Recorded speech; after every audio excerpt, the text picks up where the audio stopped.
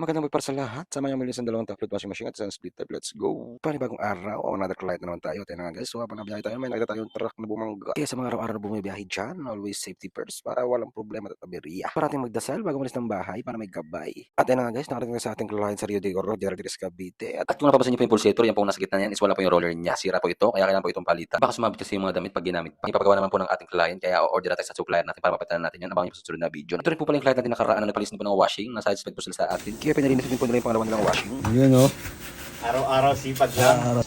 Tingnan mo nga. Ano pa bang gagawin? Yun o.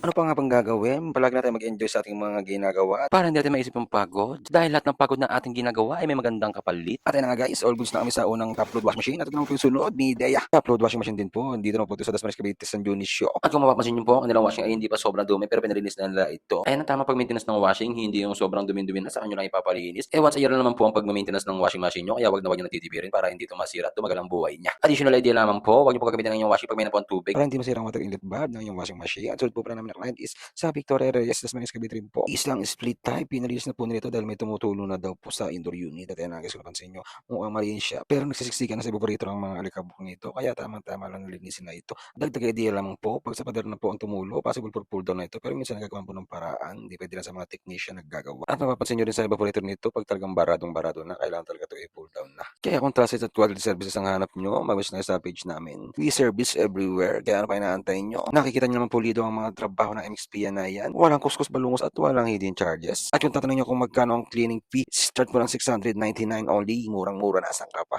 At yan na nga guys, all goods na. Isang mapayapang araw na naman ang ating natapos. Salamat po sa lahat ng mga nagtitiwala na ating customer dyan na paulit-ulit na nagpapaservice sa atin. Kaya sa palat sa sumusuporta sa amin dyan, papalo, like, share, and pa page namin. Naway huwag kayo magsawang patuloy sumuporta pa sa amin. Maraming salamat sa inyo. God bless po.